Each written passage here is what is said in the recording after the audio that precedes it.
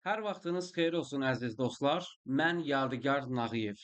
Politologiya giriş mühazirə seriyamıza davam edirik. 12-ci mühazirəmizdə bizlər bugün siyasət və iqtisadiyyat münasibətindən danışacağıq. Əmin olun ki, bu mühazirədən sonra siyasət və iqtisadiyyat arasındakı əlaqələrin nə qədər sadə, nə qədər vacib olduğunu görmüş olacaqsınız. Ümid edirəm ki, sizlər üçün faydalı bir mühazirə olacaq. Əziz dostlar, içindəkilər hissəsini təqdim edim. Əvvəla bir giriş edəcəyik. Ardından Franz Oppenheimer'ın dövlətin rolu haqqındakı dövlət əsərində bəhs edilən fikirlərinə toxunacağıq. Bu fikirlərin siyasət və iqtisadiyyat əlaqələrindəki yerini öyrənmiş olacağıq. Ardından hökumətlərin iqtisadiyyata müdaxilə siyasətlərinə baxacağıq. Dövlət hansı hallarda iqtisadiyyata müdaxilə edir? Buna cavab tapacağıq. Daha sonra dövlətin müdaxiləsinin potensial mənfi nəticələri nədir? Bunları müzakirə edəcəyik. Daha sonra isə siyasi iqtisadiyyat sahəsinə artıq girmiş olacağıq. Burada təbii ki, bizim pirimiz, duayenimiz Karl Marx olmadan iqtisadiyyat haqqında danışmaq mümkün deyil və siyasi iqtisadiyyat haqqında danışmaq isə qeyri-mümkündür. Ki burada Karl Marx'a istinadlarımız olacaq. Ardından John Maynard Keynes'e istinadlarımız olacaq. Burada sosial liberalizmi anlamaq üçün. Ardından ictimai seçim məktəbi artıq biz burada iqtisadiyyatın siyasətə tətbiq olunaraq, yəni politologiya elminə tətbiq olunaraq bir çox suala cavab tapdığını görmüş olacağıq. Daha sonra iqtisadi sistemlərə ümumi bir baxış keçiriləcək. Sonra isə artıq sonlara doğru sərbəst bazar iqtisadiyyatı və kollektiv iqtisadiyyat haqqında danışıb nəticə ilə mühazirəni tamamlayacağıq. Gördüyünüz kimi dəyərli dostlar, mühazirə seriyamız artıq qaldığı yerdən davam edir və ilk məqsədim yay ayında bu mühazirə seriyasını bitirib siyasi fəlsəfə seriyasına başlamaqdır. Təbii ki, ona paralel olaraq da ideologiyalar mühazirə seriyamıza başlaya bilərik. Əlimdən gəldiyi qədər keyfiyyətli olsun istəyirəm. Buna görə də çox vaxt ayırıram. Hal-hazırda gecə saat təxminən 4-dür və bu saatda mühazirəni hazırlayıram. Təəssüflər olsun ki, günorta yəni başqa işlərim var və gecə sizin üçün hani bu mühazirəni hazırlamaqdayım. Və əmin olun ki, bu mühazirəni bitirə bilsək, ki, bitirəcəyik böyük ehtimalla, ardından biz siyasi fəlsəfə mühazirə seriyamıza başlayacağıq. Oradan etibarən artıq Çin fəlsəfəsindən tutun da antik Yunana, antik Yunandan da müasir dövrə qədər etap-etap müəllifləri, filozofları, mütəfəkkirləri, onların əvvəla həyatlarını, ardından onların fəlsəfələrinin sistemini ümumi şəkildə öyrənəcəyik ki, biz görək bu şəxslər əvvəla kimdir, niyə belə düşünüb, hansı dövrdə yaşayıblar, ardından da bu şəxslər bizə nə demək istəyirdi o dövr üçün və ya bu dövrə verdikləri bir mesaj varmı? Bunları öyrənəcəyik. Əmin olun ki, o mühazirədən sonra adını eşitdiyiniz bütün şəxsləri çox asan bir şəkildə anlamış olacaqsınız. Əvvəla əziz dostlar, mühazirəmizin girişində biraz gəlin siyasət və iqtisadiyyat arasındakı əlaqələrdən danışaq. Biz yaşadığımız bu Platonun tərifinə görə kölgələr dünyasında, fenomenal dünyada həyatda yaşamaq məcburiyyətindəyik. Bunun üçün də maddi ehtiyaclara, maddi sərmayəyə ehtiyacımız var ki, fiziki ehtiyaclarımızı, yəni yaşamaq üçün lazım olan şeyləri qarşılaya bilək. Yəni qidalanma, məskunlaşma və fiziki ehtiyaclarımız. Hansı ki, bu ehtiyacların bəziləri heyvanlarda da olan bu çoxalma və hedonist duyğulardır. Bunlar fundamental ehtiyaclar olaraq gelir. Bir də bunun var lüks dediğimiz yani bahalı, dəbdəbəli ehtiyaclar artıq onlar bunu tamamladıktan sonra ortaya çıxan ehtiyaclardır.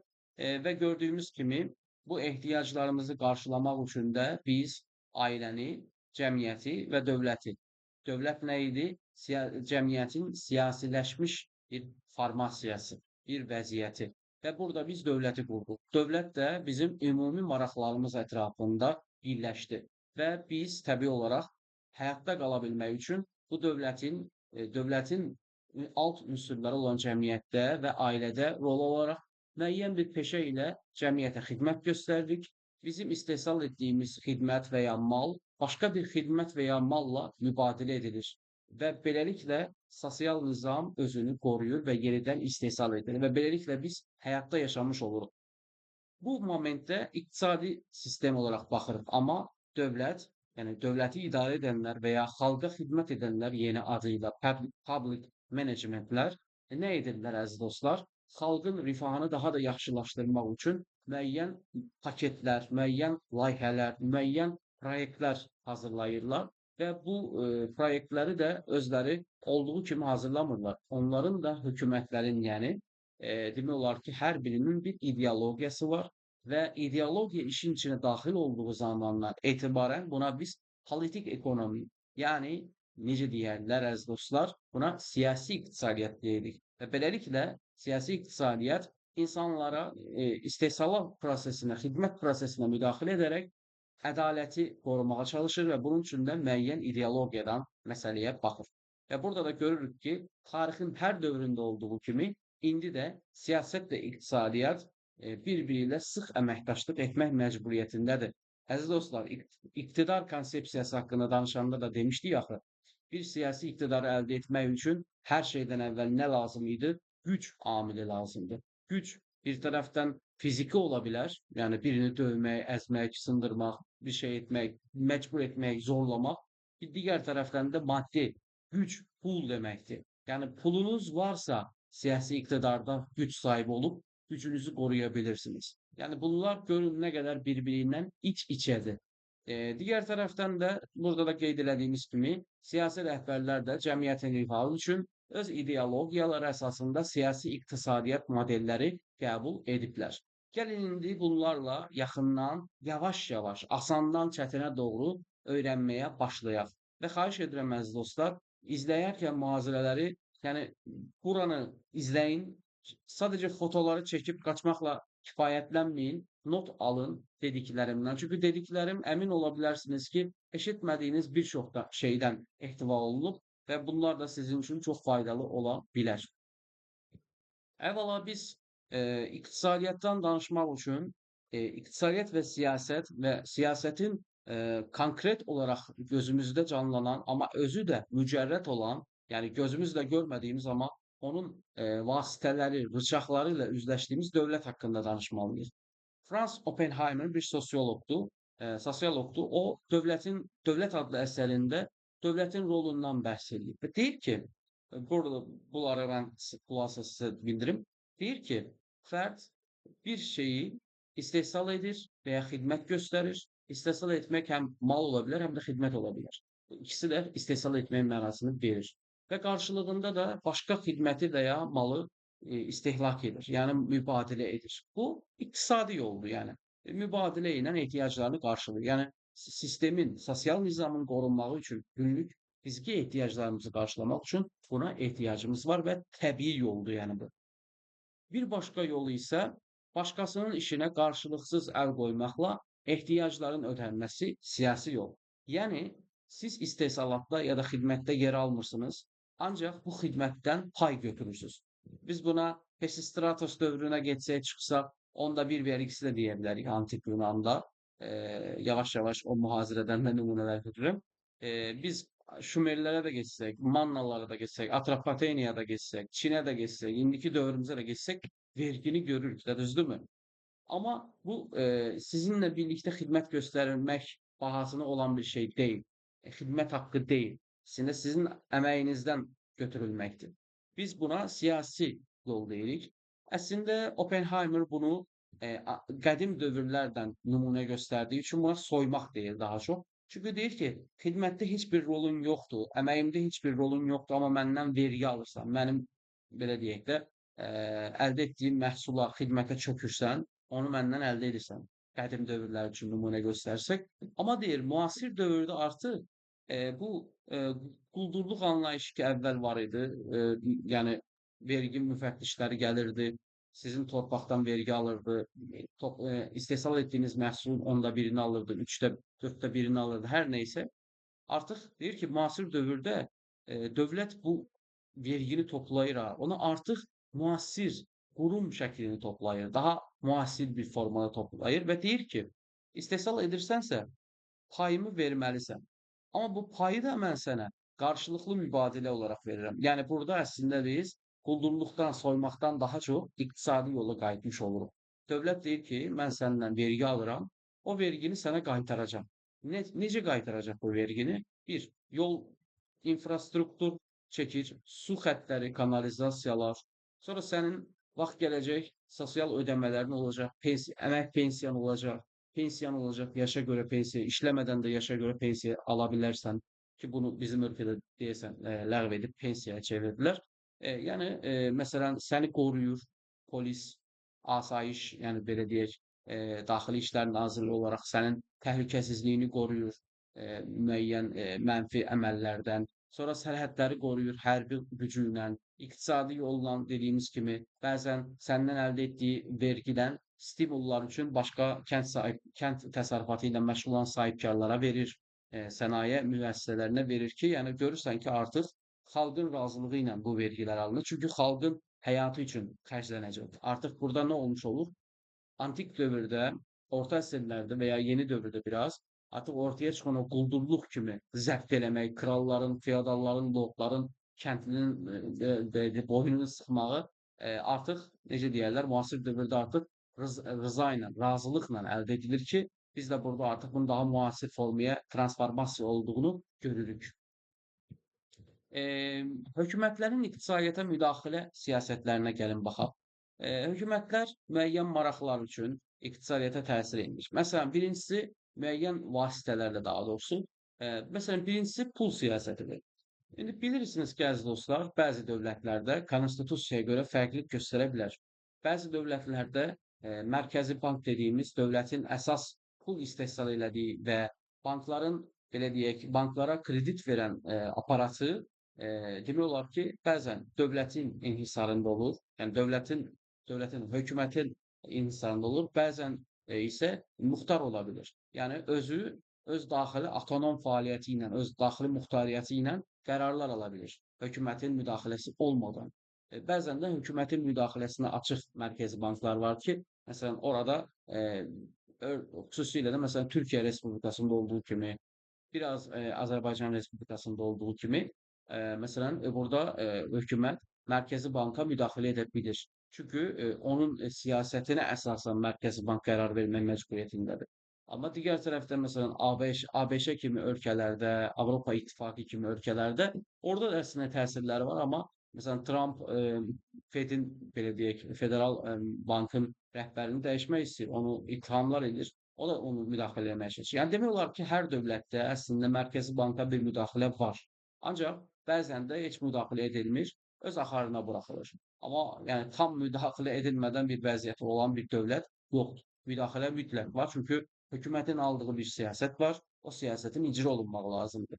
Düşünün, indi Mərkəzi Bank başqa bir qərar verir, hökumət başqa bir qərar verirsə, onda problem yaşanır. Amma təbii ki, müdaxilə də özü böyük problemlər yarada bilir və ya bilməyə bilir. Burada da görürük ki, Mərkəzi Bank, hökumət daha doğrusu nə edir? İqtisadiyyata müdaxilə üçün pul siyasətindən istifadə edir. Yəni Mərkəzi Banka müdaxilə edə bilirsə, onun uçuq dərəcəsini artırır və ya azaldır. Artıranda, əziz dostlar, tələb azalmış olur. Çünki sizlər banklardan kredit daha yüksək məbləğdə əldə etmək məcburiyyətində qalırsınız. Buna görə də çox mal istehlak etmirsiniz və ya yatırım etmirsiniz. Amma məsəl üçün Mərkəzi Bank uçuq dərəcəsini aşağı saldığı təqdirdə isə kreditlərin faizləri ucuzlaşdığı üçün hər kəs gedib bankdan kredit götürür və beləliklə yatırım edir, özü üçün istifadə edir və bu da tələbi artırır. Yəni buradakı məntiq budur. Əgər ölkədə inflyasiya çoxdursa, Mərkəz Bank uçuq dərəcəsini artırır ki, tələb düşsün. Yəni insanlar çox mal və xidmətə tələb göstərməsinlər və beləliklə qiymət azalmış olsun, inflyasiya düşsün. Tam əksi olarsa, deflyasiya vəziyyətində, yəni inflyasiyanın tam əksi olarsa, yəni inflyasiya 2 ilə 5 arası normaldır bütün dövlətlər üçün. Deyək ki, bəzi Yaponiyada olduğu kimi və digərlərində inflyasiya mənfilərə 0 olarsa, yəni qiymət heç artmazsa, o da bir problemdir.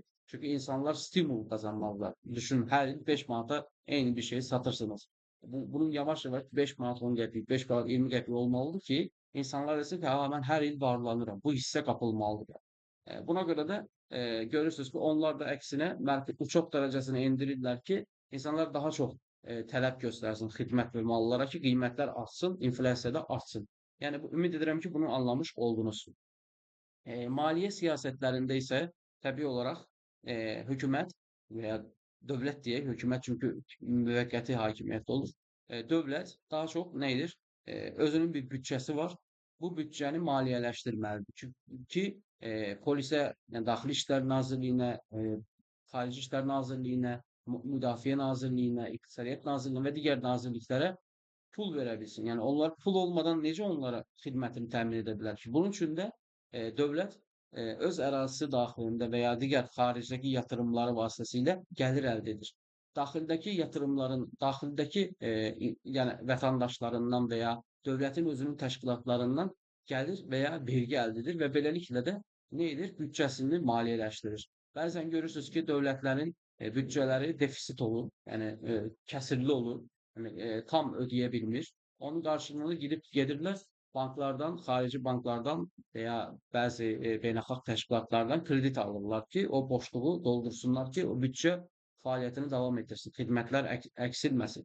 Tam əksi olduğu vəziyyətdə isə bütçə xalis gəliri artıq olur, artıq verir və beləliklə də dövlət o əlavə olan bütçəsini də sosial xidmətlərə və digər xidmətlərə yönləndirə bilir. Yəni bunu da anladığınızı fərz edirəm. Yəni qısa və net bir şəkildə belə deyə bilərik ki, dövlət sizdən aldığı vergilər qarşılığında sizin həyat və rifahınızı yaxşılaşdırmaq üçün xidmətlər göstərir. Yəni təqaüd verir, sosial təminat verir və minimum əmək haqqını tənzimləyir. Bu da onun vasitələrindən biridir.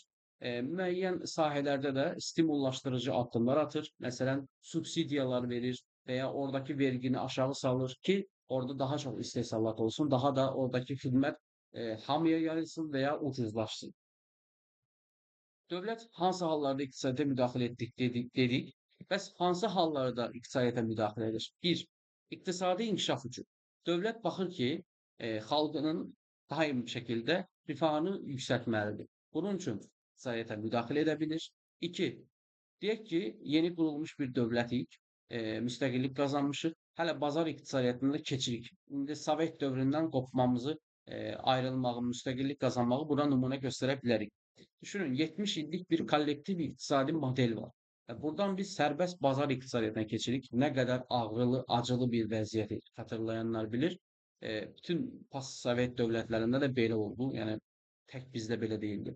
Və burada görürsünüz ki, nə olur? Bazar zəifdir və ona görə də dövlət müdaxilə edir ki, o bazardakı zəifliyi aradan qaldırsın.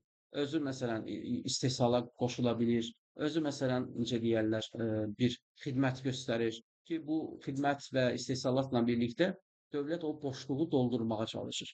Bəzən də dövlət nə edir? Məsələn, deyək ki, İngiltərədə bu hadisə oldu təxminən 2 il əvvəl. İngiltərə Covid dövründə və ondan əvvəl də Brexitlə birlikdə Avropa İttifaqından ayrıldı. Avropa İttifaqından ayrıldıktan sonra nə baş verdi? Şengen ərazisi olmaq sual altına düşdü. Daha sonra Avropada sərbəst dolaşmaq azadlığı ki var, bilirsiniz Avropa İttifaqında. İngiltərəyə sərbəst axınlar gedə bilmədi və digər problemlər falan filan. Nə oldu? İngiltərədə böyük bir tır sürücüsü, yəni böyük belə deyək, yük maşınlarında sürücü əksikliyi ortaya çıxdı və dövlət nə etdi burada? Dövlət yanacağın təmin edilməsi, yanacaq qiymətlərinin artmamağı, insanların həyat rifahlarını yaxşılaşdırmağı və davamiyyəti üçün nə etdi?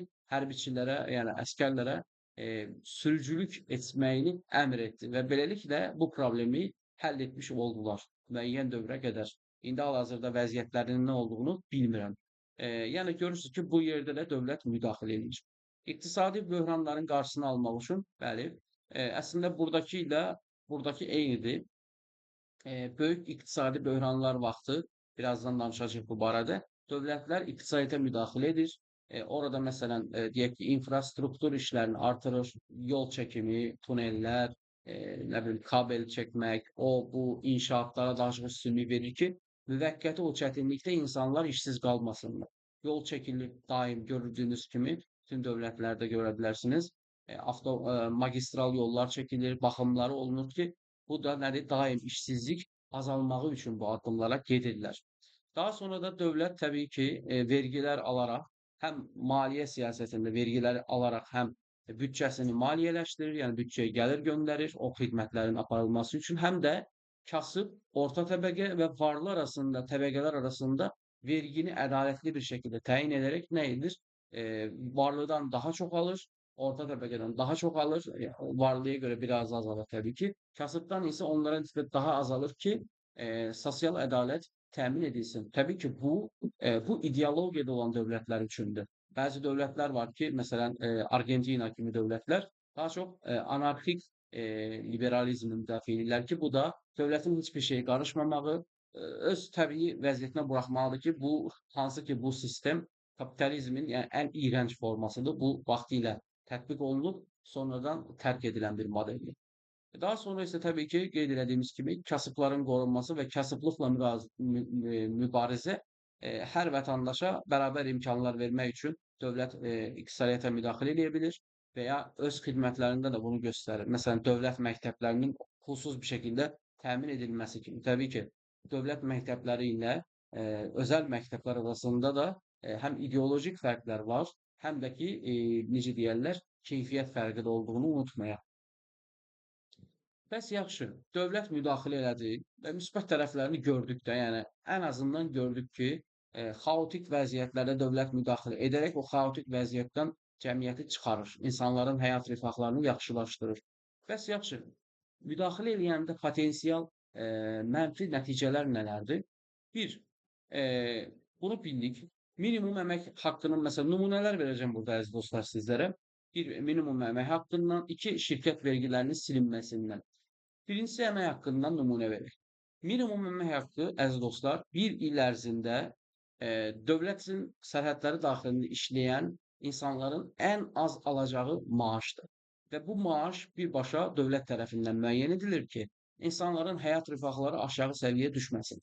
Gördüyünüz kimi bizim dövlətdə də olduğu kimi hər il əmək haqqı artmaqdadır. Yəni minimum əmək haqqı artırılmaqdadır. Məqsəd də burada insanların həyat rifahlarını yaxşılaşdırmaq, həm də pozitiv olaraq inflyasiyanı biraz artırmaq, təbii halda saxlamaq. Digər tərəfdən də əgər dövlətdə inflyasiya artırsa, təbii ki, dövlətlər inflyasiyanın artışına görə, necə deyərlər, inflyasiyanı da çox artırmamaq şərti ilə əmək haqqını artırırlar ki, minimum əmək haqqını artırırlar ki, insanlar bunun altında yəni mübarizə apara bilsinlər. Təbii ki, adətən dövlətlərdə minimum əmək haqqının yəni çox-çox üstündə işləyir insanlar. Ortalama əmək haqqı var. Məsələn, minimum əmək haqqı var, orta əmək haqqı var, bir də yüksək, ən yuxarı əmək haqqı var. Bunların yəni ortalamalarını müxtəlif saytlar apardıqları tədqiqatlarla göstərirlər, baxa bilərsiniz. Amma gəlin indi bunu təyin eləyək də, təhlil eləyək. Məsələn, minimum əmək haqqını dövlət deyək ki, 350 manat bir anda 500 manata çıxardığını fərz eləyək. İndi deyək ki, bu nəyə təsir edəcək? Bir, 350 manata bu adamı işə götürən insan var, yəni işə götürən var, sahibkar var. Bu insan düşünür ki, inflyasiya məsələn 7-dir, tutaq ki, 6-dır, 5-dir, hər nəsə. Deyir ki, mən gələniyim, böyük ehtimalla dövlət 350 manatdan bunu 380 manata, 400 manata çıxardacaq. Yəni mənim belə deyək, xərcim bir işçi üçün təbii ki 50 manat olacaq. Mən də ona görə özümü hazırlayım. Amma düşünün ki, bir anda dövlət inflyasiyaya falan da baxmır, etmir. Bir anda seçki qabağında belə deyək, seçkiyə gedəcək. Deyir ki, mən minimum əmək haqqını 350-dən 500 manata çıxardıram. Düşünün, arada görün nə qədər fərq var. Yəni təxminən 350-dən 500-ə çıxarıb 150 manat bir fərq var. Düzdürmü? Deyək ki, bu qədər xərci sahibkarlardan neçə faiz qarşılaya biləcək? Əgər böyük şirkət deyilsənsə, balaca bir şirkətsənsə, qarşılaya bilməyəcəksən. Yəni onun pulunu ödəmək üçün gərək digər pulları ödəməyəsən və ya öz gəlirindən, xalis gəlirindən olasan. Çünki sən özün sadəcə işçi orada işlətmirsən. Həm vergi ödəyirsən, həm sosial ödəyirsən, həm də onun sosialını ödəyirsən. Bir çox problemlərin vardır demək olar ki, sən ya bu adamı işdən atmalısan, ya da işi bağlayıb getməlisən, ya da qiymətləri artırmalısan. Gördünüzmü? 3 dənə yol var. Adətən dövlətlər, yəni burada nə edirlər? Dövlətlər adətən baxırlar ki, qiymət artımı oldu, yəni Çünki biz əslində nəticəyə baxırıq da şərh eləyərkən, amma bunun səbəbinə baxmaq lazımdır ki, qiymət niyə artdı? Yəni gördük ki, insan bir ya işini bağlayacaq, ya işçini işdən qovacaq, ya da xidmət haqqını artıracaq. Gördüyünüz kimi burada nə baş verdi? Minimum əmək artdığı üçün işsizlik və ya işsizlik yarana bilər, ya da qiymət artımı yarana bilər.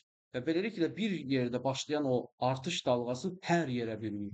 Və beləliklə görürsünüz ki, 1 manata aldığınız şey sabah olub 1 manat 20 qəpik, 1 manat 30 qəpik, 1 manat 50 qəpik olur. Niyə? Çünki əmək haqqı artır. İnsanlar da buna görə qiymətləri artırırlar. Və ya təbii ki, bunu daxil olan bir çox başqa məsələlər var. Məsələn, deyək ki, xam malın qiymətinin artması da bu qiymət artımını təsir edə bilər. Amma bizim burada daha çox maraqlandığımız şey odur ki, dövlət iqtisadiyyata müdaxilə edir. Belə etdikdə, yəni irrasional müdaxilə elədiyində təbii ki, artmağının qarşısında deyilik. Birdən çox artırılmağında artıq görürük ki, işsizlik və ya qiymət artımı kimi və ya sahibkarların batmağı kimi necə deyərlər, problem ortaya çıxa bilir. İkinci məsələ şirkət vergilərinin silinməsinə gəldikdə isə deyək ki, bir dövlət filankəs bir sahədə deyək ki, X, Y hər nədirsə şirkətin vergilərini silir. Deyir ki, deyək ki, bir X sahəsində bir fabrik var, şirkət var. Deyir ki, mən bu il yaxşı işləyə bilməmişəm və yaxud da batıram. Yəni vergi ödəsəm, mən bankrot olacağam da. Yəni bu qədər də insan işləyir. Dövlət də deyir ki, sosial siyasət icra edeyim. Bu şirkətin, fabrikin vergisini ya təxirə sala bilir. Yəni deyir ki, bu il yox, gələn il ödəyərsən ya da bir neçə ay sonra ödəyərsən. Ya da deyir ki, tamam, mən sənin vergini silim. Şimdi deyək ki, biz verginin silinməsindən baxaq da. Vergi silindi. Bu şirkət ödəyə bilmədiyi üçün, yaxşı idarə edilə bilmədiyi üçün və ya internal, yəni ya da international dediyimiz hani daxili və xarici problemlərdən dolayı şirkət problem yaşadığı zaman deyək ki də, yəni günahlandırmır. Və yaxud da yaxşı idarəçiliyi olmadığı üçün belə bir problemi var. Düşünək, fərz edək. Və dövlət bunun vergisini sildi ya da təxirə saldı. Bəs yaxşı, yaxşı işləyən, əmək sərf edən, yəni bütün günü belə deyək də yaxşı fəaliyyət göstərən şirkətlər niyə vergi ödəsin? Belə olduğu təqdirdə gördüyünüz kimi ədalətsizlik ortaya çıxa bilir və beləliklə dövlət bir vergini silərkən, bir şirkətin vergisini silərkən digərlərinin vergisini alır və onlar da deyə bilər ki, biz də tutaq ki, problemlərimiz var, biz də ödəmirik. Onda dövlət böyük bir problemlə qarşılaşa bilər. Yəni burada şirkət vergilərinin silinməsi belə ədalətsizlik anlayışını ortaya çıxara bilər. Ədalətsizlik yarada bilər ki, bu cəhətdən dövlətin buna diqqət eləməyi lazımdır ki, buna diqqət eləyir dövlətlər. Amma bəzi dövlətlər müəyyən renta üçün, yəni renta üçün öz tanışlarının şirkətlərini silə bilirlər. Bu da böyük bir problem olur. Bütçə gəlirləri azalmış olur və s. və s. problemlər. İnsanlar vergi ödəməkdən qaçınırlar ki, bu da böyük bir problemi ortaya çıxardır. İndi gəldik əziz dostlar, siyasi iqtisadiyyat sahəsinə artıq və əvvəla biz təbii ki, iqtisadiyyat deyiləndə və politik iqtisadiyyat deyiləndə Karl Marx'ı danışmadan olmaz. Əvvəla biz nəyi diqqət etməliyik? Marx'ın yanaşmalarına baxmalıyıq.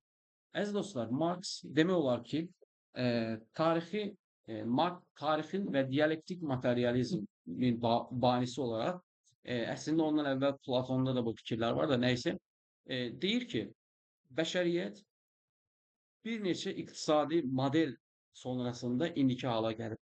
Əvvəla quldarlıq var idi, sonra feodalizm var idi, sonra kapitalizm var idi. İndi isə bu artıq inkişafla birlikdə, dəyişikliklə birlikdə sosializm və kommunizmə keçiş baş verməlidir. Kommunizmdə artıq dövlət yox. Sosializmdə isə dövlət bir yerə qədər var. Və burada da görə bilirik ki, bir-biri ilə mübarizədə olan iki tərəf var. İdarə edənlər və idarə edilənlər. Bir tərəfdə isə kim var? Sahibkar və işçi. Bunlar hər zaman bir-birlərini, yəni daha doğrusu idarə edən idarə ediləni, sahibkar isə işçini istismar edir. Onun əməyindən yararlanıb, faydalanıb. Və bu da böyük bir mübarizə mənbəyidir, obyektidir. Burada da gördüyünüz mənim dediyimi təkrarlayır. Marx başlayır deməyə ki, iki qurum var. Yəni iki quruluş var. İnfrastruktur var. Alt və üst infrastruktur.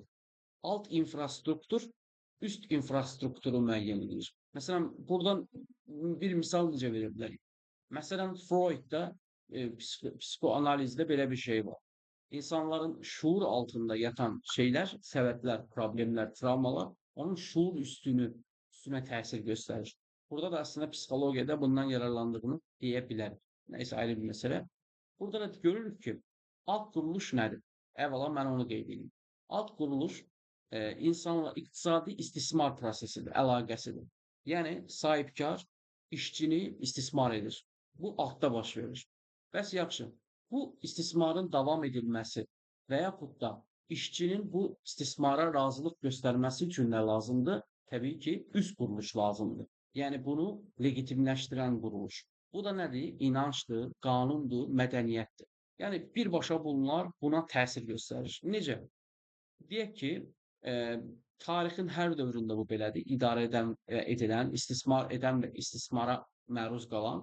Deyək ki, tarixin hər dövründə bütün dinlərdə, bütün belə deyək, təlimlərdə, siyasi təlimlərdə ölçülü olmaqdan başlayaq. Çindən ta indiki dövrə qədər ölçülü ol, ölçülü ol, ölçülü ol, səbr elə, sınaq dünyasıdır, digər dünyaya keçəcək, falandır, filandır. Hades, xoşbəxtlər dünyası, Platondan falan filan hər yerdə bu fikirlər var.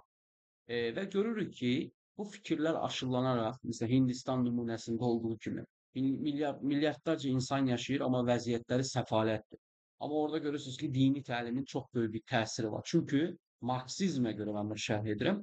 Oradakı təlimə görə budur ki, idarə edilənləri din vasitəsilə uydururlar. Yəni bir afyon, morfin deyək, morfini vurur və o necə deyirlər, xoşhal olur və öz halından razılıq göstərir. Burada Marks onu qeyd eləməyə çalışır ki, məhz o dövrdə İngiltərənin özündə belə sənaye inqilabı yaşanarkən, sənayenin inkişaf etdiyi bir dövrdə də işçilərin həyat vəziyyətləri çox bərbad idi və o dövrdə demək olar ki, katolik kilsənin də təsiri ilə, kilsələrin də təsiri ilə necə sahibkarlar insanlara ümid vəd edirdilər, digər dünyanı vəd edirdilər və indiki vəziyyətlərinin də həyatda qalmaqları üçün onlara motivasiya, stimul verirdilər ki, bu dünya onsuz da keçicidir, boş ver, digər dünyada cənnətə gedəcəksən ya da nə bilim yaxşı olmasan cəhənnəmə gedəcəksən. Yəni düşünün, xristianlıq dinində belə Həzrəti İsa'dan bir nümunə göstərmək olar ki, məsələn ağa ilə bağlı bir keçən məsələ var. Deyir ki, sol üzvə vursa sağ üzvünü göstər. Yəni ağava qarşı gəlmə, əfəndivə qarşı gəlmə. Yəni düşün, o ifadələr belə dinlərin hamısında demək olar ki, var. Və burada da təbii ki, fərqli mövqeylər də ola bilər dinlərdə, o ayrı bir məsələ. Amma var. Yəni biz burada görürük, ideologiyalarda görürük. Daha sonra qanunlar, məsələn, bəzən dövlətlərdə elə qanunlar çıxır ki, birbaşa görürsünüz ki, idarə edilənlərin əleyhinə olan qanunlardır.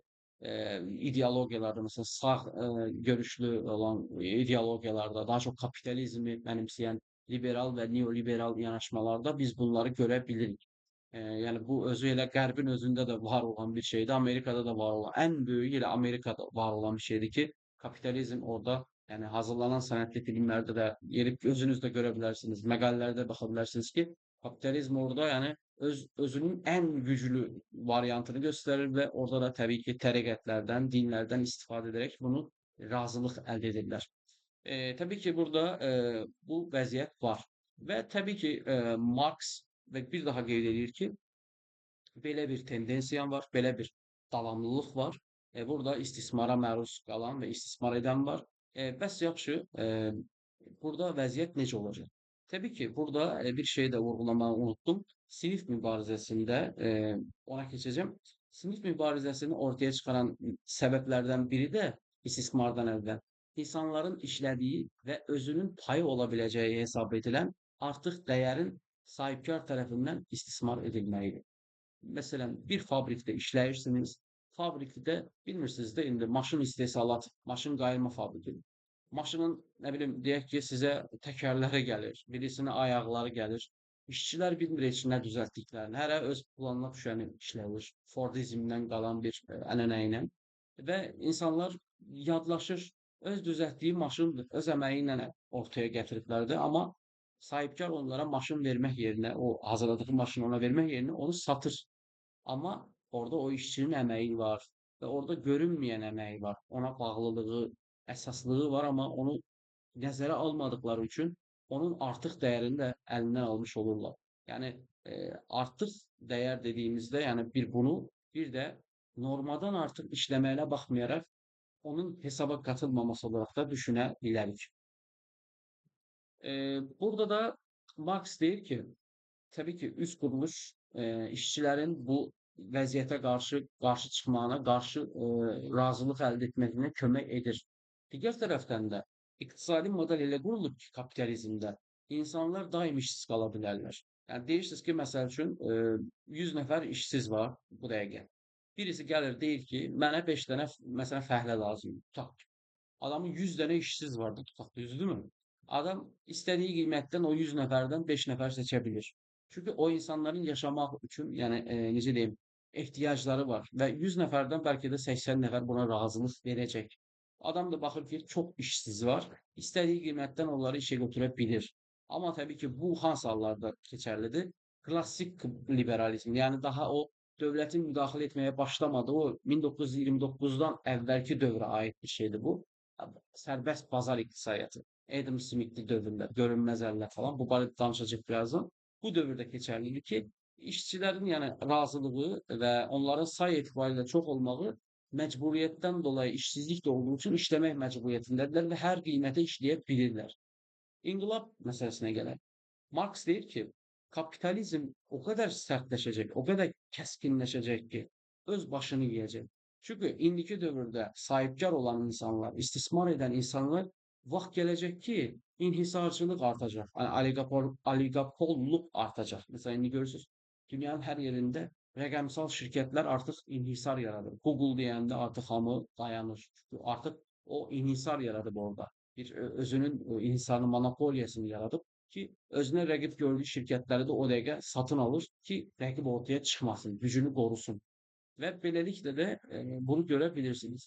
Marx da deyir ki, kapitalizm o kadar keskinleşecek, o kadar sertleşecek ki sahipkarlar bile bu güclü sahipkarlar ve monopollar karşısında galip gelebilmeyecek. Özleri onların işçilerine çevrilecek, işsizler ordusuna katılacak ve böylelikle kapitalizm öz başını yiyecek ve böylelikle insanlar bu problemler karşısında alt kuruluşta o baş veren o təzyiq var, o sıkıştırılma var, dinle uydurma vesaire, ideolojik razılıq əldə etmək kimi məsələlər var. Artıq insanlar dayana bilməyəcək və bir dalğa ilə yuxarı çıxmaq istəyəcəklər. Yəni alt təbəqədən orta təbəqəyə çıxmaq istəyəcəklər.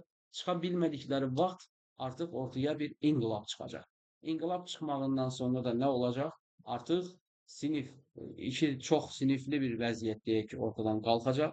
Tək sinifli cəmiyyət olacaq və tək sinifli cəmiyyətlə də demək olar ki, hədəfə doğru irəlilənəcək. Təbii ki, burada Marx'a göre ve sosyal demokratiye göre, yani Marksizme göre ve sosyal demokratiye göre fərqlər var, oxuma fərqi var. Adətən Marksizm inkişaf etmiş dövlətlərdə ilk başlarda Marx bunu deyirdi. İnqilabın olacağını düşünürlerdi. Yani Almanya'da, Fransa'da, İngiltere'de. Çünkü sanayi orada inkişaf edemişti. Ama tam əksi bir şekilde inkişaf etmemiş cəmiyyətlərdə Lenin, Mao kimi belə liderlər tərəfindən inqilablar həyata keçirildi. Tabii ki necə olduğu onlara cəmiyyətin özünə görə dəyişə bilər. Burada da bir inqilablar keçirdiyini görürük və amma onlar sosializmə keçdilər. Dövlət var idi. Dövləti ortadan qaldırmadılar. Yəni Marksizmlə bunlar inqilabçılığını götürdülər. Tek sinifli cəmiyyəti hədəflədilər, amma praktiki olarak heterodoks bir keyfiyyət sərgilədi. Yəni ortodoks komünizm var idi.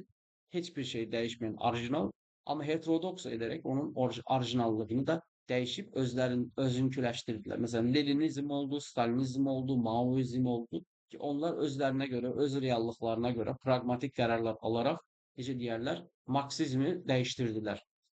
Və Marksizm bu təbiəti etibarilə inqilabçı bir keyfiyyət daşıyır. Ancaq 1980-ci illərə gəldiyimizdə Almaniyada, Fransada, İngiltərədə demək olar ki, və ondan elə əvvəl 1900-cü illərdə vətəndaş cəmiyyətlərinin ortaya çıxmağı, siyasi partiyaların, siyasi qrupların yaradılmağı ilə birlikdə nə baş verdi? İnsanlar dedi ki, biz niyə inqilab edirik ki? Biz siyasi prosese daxil ola bilirik. Vətəndaş olduq artıq.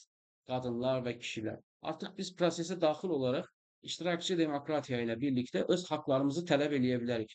Bunlar artıq inqilab yerinə, yəni revolution yerinə evolutionu mənimsədilər. Və dedilər ki, hər şey siyasi proseslərdə daxil olmaqla təkamül yolu ilə həll edilə bilər. Və beləliklə sosial demokratiya ilə Marksizm bir-birindən ayrılmış oldu. Yəni belə bir vəziyyət, dəyərli dostlar. John Maynard Keynes'e keçək. Keynes modeli də əslində çox eşitdiyiniz, amma bəlkə də tam anlaya bilmədiyiniz modellərdən biridir. Çox sadədir əslində. Riyazi tərəfləri təbii ki, istisna olmaqla. Keynes 1929-da ABŞ-də baş verən Wall Street çöküşü ilə ortaya çıxan bir məşhurlaşan, daha doğrusu bir iqtisadçıdır. O da klassik liberalizmin ortaya çıxardığı bu fəsadlara tənqidlə ortaya çıxmışdı. Deməli, klassik liberalizmdə belə bir anlayış var ki, birazdan danışacağıq bu barədə.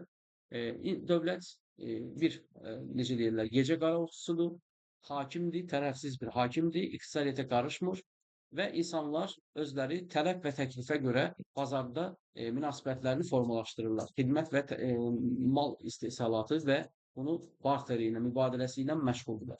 Amma gördük ki, 1929-daki Wall Street çöküşündə gördük ki, biz dövlətin müdaxiləsi olmadığı bir zaman tələb və təklifə görə bazar iqtisadiyyatı bazar formalaşa bilmədi.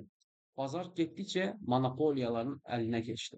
Oligopol bir vəziyyət aldı və beləliklə insanlar çətin bir ana yaşadılar. Çünki insanların sosial vəziyyətini qoruyacaq bir dövlət yox idi. Onlara dəstək verən dövlət yox idi. Dezavantajlı dediyimiz qruplara baxan dövlət yox idi. Beləliklə kasıblıq artdı, varlılaşma da onunla bərabər daha da artmış oldu.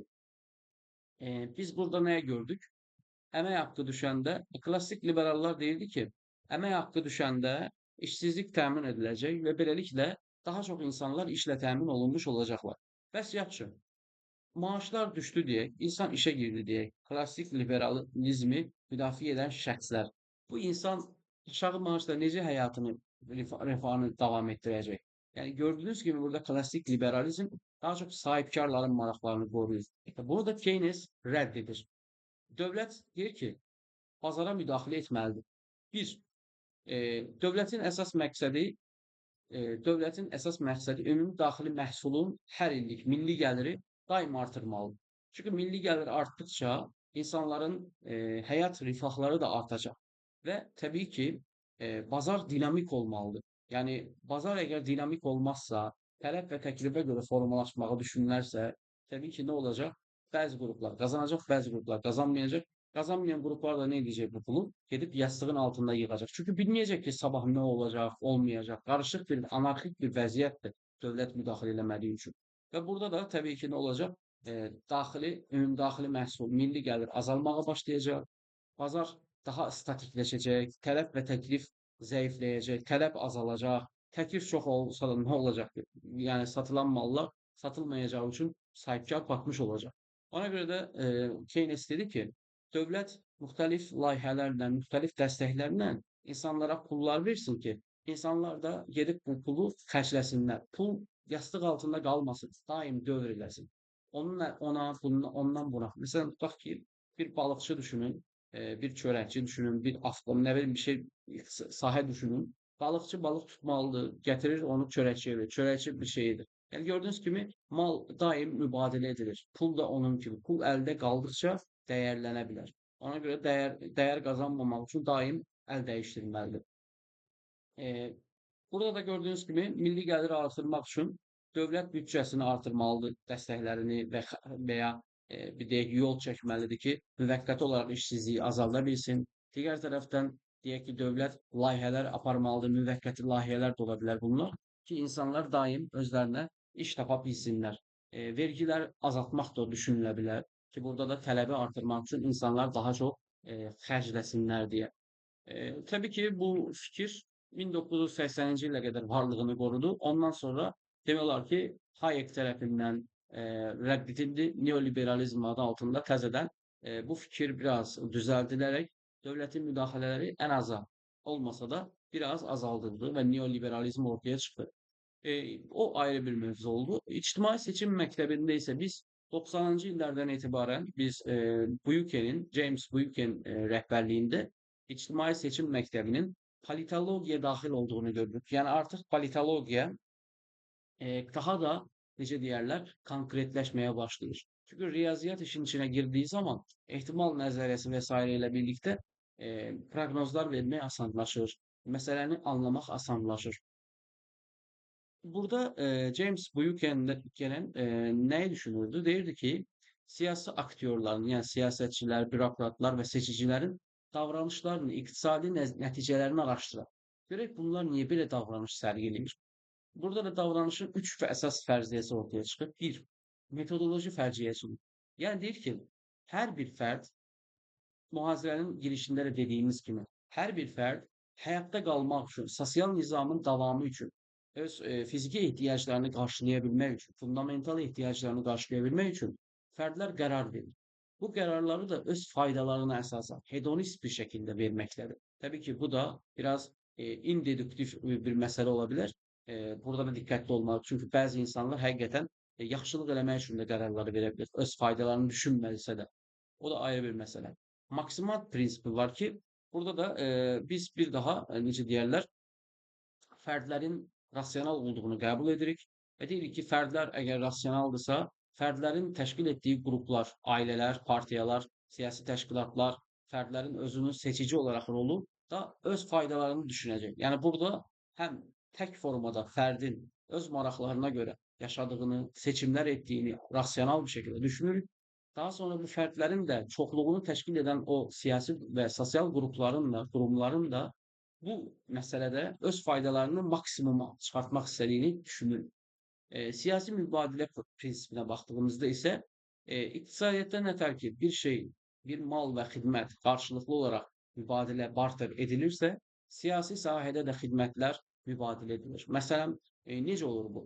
Deyək ki, siyasi partiya və yaxud da hökumət deyək artıq seçki platforması hazırlayır və deyir ki, siz mənə səs verin, mən sizə qarşılığında bunu edəcəm. Və burada belə görürsünüz, siz ona səs verirsiniz, göstərirsiniz, o da sizə xidmətində o verdiyi sözü, vədi tutur. Bəzən də tutmur. Burada da hani onu görürük. Və yaxud da bütçə məsələsində dediyimiz kimi sizdən alınan vergilər dövlətin bütçəsinə gedir və sizə qarşılığında xidmət olaraq geri qayıdır. Təbii ki, bu yanaşma da tənqid olaraq necə deyərlər, Keynes modelini tənqid edir. Deyir ki, Keynes modeli ilə birlikdə dövlət həddindən artıq böyüdü və bürokratiya, korrupsiya səbəb oldu. Çünki biz bilirik ki, hər yerdə keçərli olmasa da dövlətin istehsal etdiyi ilə özəlin istehsal etdiyi indeks fərqlidir. Dövlət məmurları daim işlə təmin olunduqları üçün ömür boyu onlar adətən yəni səhər, axşam belə iş saatı müddətində bəzən işini təcrübəli görürlər, bəzən çox da laqeyd yanaşa bilirlər əgər rəhbərləri zəifdirsə. Amma özəldə isə rəhbərlər çox üstlərində durduğu, hədəflərə görə demək olar ki, işlədikləri üçün hər an işdən atılma riski olduğu üçün daha yaxşı işləyirlər. Amma təbii ki, dövlət daha az risklidir, özəl daha çox risklidir. Hər an işini itirə bilərsən. Burada da yəni dövlətin məmurlarının artmağı da, xidmətə daxil olması, iqtisadiyyat daxil olması, bir şey istehsal etməsi, xidmət göstərməsi də bürokratiyanın böyüməyinə, bütçənin daha da artmağına və təbii ki, problem, yəni bu xərclərin artmağına səbəb olduğu üçün Keynes modeli tənqid edilir. Biz indi isə hal-hazırda əziz dostlar iqtisadi sistemlər haqqında danışacağıq ki, bunlar sərbəst bazar iqtisadiyyatı və kollektiv iqtisadiyyatdır.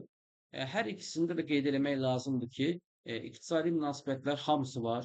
Hər iki sistemdə də mallar və xidmətlər istehsal edilir, mübadilə edilir və istehlak edilir. Yəni birisi bunları istehsal edir, xidməti təklif edir və ya istehsal edir. Bunu bir ya da başqa bir xidmətlə dəyişir və yaxud da bir başqası bu xidməti və ya malı istifadə edir, istehlak edir, satın alır. Sərbəst bazar iqtisadiyyatına baxaq. Əvvəla burada qarşımıza ilk xüsusi mülkiyyət çıxır.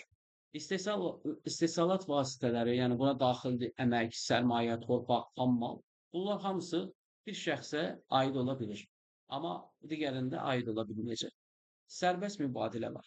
Fərdlər, yəni sahibkarlar və yaxud da nə bilim pərakəndə işlə məşğul olan insanlar istədikləri malı istədiyi qədər, istədiyi şəxsə, istədiyi vaxt sata bilir. Buna yəni necə deyərlər, dövlət qarışmır. Əgər burada illegal bir mal xidmət yoxdursa. Rasional bazar düşünülür. Deyirlər ki, yəni dövlət iqtisadiyyata müdaxilə eləməsin. E, Bazar, yəni sərbəst bazarımız var. Tələb və təklifə görə artır, azalır. Məsələn, burada görünməz əl amili ön plandadır. Adam Smith'in dediyi kimi. Məsəl üçün necə ola bilər? Deyək ki, bugün e, bir trend başladı. Hamı çörəyi daha çox almağa başladı. Düzdürmü? Çörəyə qarşı bir tələb var. Çörəyi hazırlayan isə təklif edir. Təklif edən şəxs, yəni istehsal edən, çörək hazırlayan görür ki, çörək çox satılır və tələb də var. İnsanlar almaq istəyir. O nə edir? Başlayır yatırım eləyir. Çörəkxananı böyüdür. Daha çox çörək istehsal edir.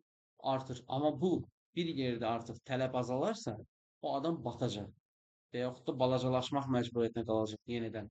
O da yəni sərbəst bazarın mənfi tərəfləridir. Digər tərəfdən isə təbii ki, tələb və təklif qiymətlərin azalıb və artmağına səbəb olur. Əgər bir mala qarşı tələb varsa, yəni daha çox alınırsa, o malın qiyməti bir yerdən sonra bahalaşır. Amma əgər o mala tələb azdırsa, o malın qiyməti azalır. Bu müəyyən dövr içində ola bilər ya da ümumi ola bilər. Təbii ki, tələb azaldıktan sonra artıq onu satmağın da bir mənası qalmır. Qiymət mexanizması da belədir. Hüquq sistemi də budur ki, burada dövlət sadəcə bir hakimdir. Burada da bazar aktyorları arasında yəni alıcı, satıcı, pərakəndəci hər nədirsə, bunu daşıyan, gətirən nəqliyyat şirkətidir. Bunlar arasında hakim tərəfsiz bir şəkildə bunlar məhkəməyə gedib müraciət edəndə dövlət məhkəmə hakimiyyəti vasitəsilə, orqanı vasitəsilə onların işini tərəfsiz bir şəkildə həll edir. Kollektiv iqtisadiyyat və son nümunəmiz kollektiv bir mülkiyyət var. Yəni istehsal vasitələri kollektiv mülkiyyətin xidmətindədir. Xüsusi mülkiyyətə icazə verilmir. Burada sərbəst mübadilə yoxdur. Bütün mal və xidmətlər kollektiv mülkiyyətə aiddir. Yəni dövlət bunu özü istehsal edir və insanlara paylayır. Təbii ki, burada da bir şey unutmayaq. İndi sosializmlə kommunizm eyni şey deyil. Kommunizmdə adətən dövlət yox.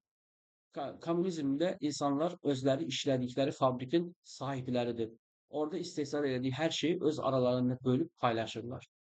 Amma burada da sosializmdən keçişdə bəzən Stalin nümunəsində olduğu kimi dövlət kapitalizmi ortaya çıxa bilər ki, dövlət burada bir şirkət kimi idarə olunur və demək olar ki, hər şeyə qarışır, özü istehsal edir, rəqiblərini öldürür, yox edir, yəni onları müflis edir. Belə bir vəziyyəti də var, bunu da unutmayın ki, bu halda xidmətlər yəni kollektivə qalmır kapitalist dövlət anlayışında. Mərkəziyyətçilik var, təbii ki.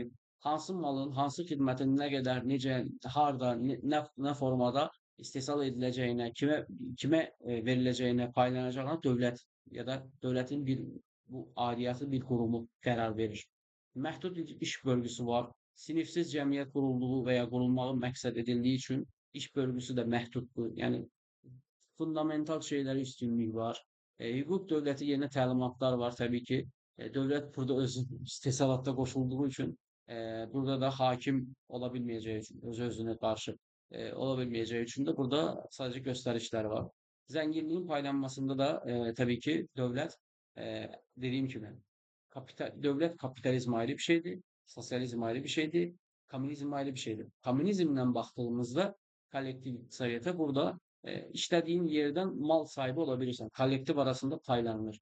Sosializmdə sənin vəzifənə və işlədiyin saata görə paylanır. Kapitalizmdə isə tamamilə sizlərlə anlaşılan pul nə qədərsə o qədər sənə pul verir. Əlavə pul yox. Sosializmdə isə var. Burada da yəni bunu görmüş olur ki, dövlət də kollektiv iqtisadiyyatda əldə etdiyi gəlirini və istehsalını xalq arasında paylayır. Nəticəyə gəldik, əziz dostlar. Saat da demək olar ki, 5 oldu. Nəticədə bunu gördük ki, siyasət və iqtisadiyyat ayrılmazdır. Bir-birinə daim təsir edərək cəmiyyətlərin inkişafını formalaşdırırlar. 2. Dövlətin iqtisadiyyatdakı roluna baxdıq. Yani burada Oppenheimer'a, Marx'a, Keynes'e ve burada İSM'ye baktık ki hansı ki burada iktisadi seçim belə deyək, nəzəriyyəsinə baxdıq. Burada da yani bunu görmüş olduk ki farklı yanaşmalar var. Hükümetlerin pul ve maliye siyasetlerine baxdıq. İqtisadiyyata zəruri olsa da, yani her zaman gözlenen neticeleri vermeyebilir dediğini gördük. Yani her zaman müdahalesi menfi olmayabilir, müsbət də olmayabilir ama adeten menfi nəticələndiğini görebiliriz. Diğer taraftan da serbest bazar ve kolektif bazar yani iqtisadiyyatı hakkında danıştık. Bəzən burada komanda iqtisadiyyatı deyirlər. Bunu düzəldəcəydim əslində unutmuşam. Burada da yani bunların üstünlükleri nelerdi, çatışmamazlıkları nelerdi bunlara baktık.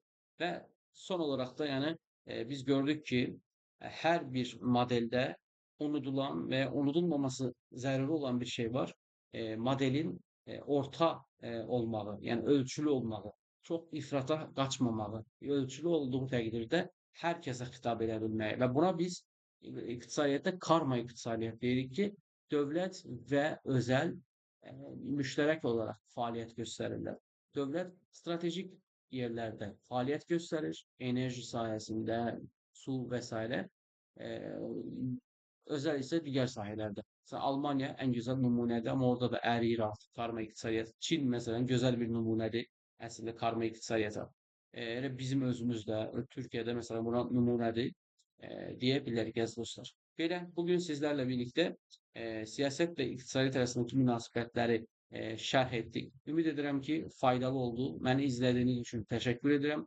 Əməyə hörmət olaraq əziz dostlar, kanala abunə olmağı, videoları beğenmeyi, şərh yazmağı, paylaşmağı lütfen unutmayın. Zəhmət olmasa unutmayın. Dəstəyinizə ihtiyacımız var ki, daha çok dostların karşısında bu muhazireler çıksın. Görüşmek üzere. Özünüze yaxşı baxın.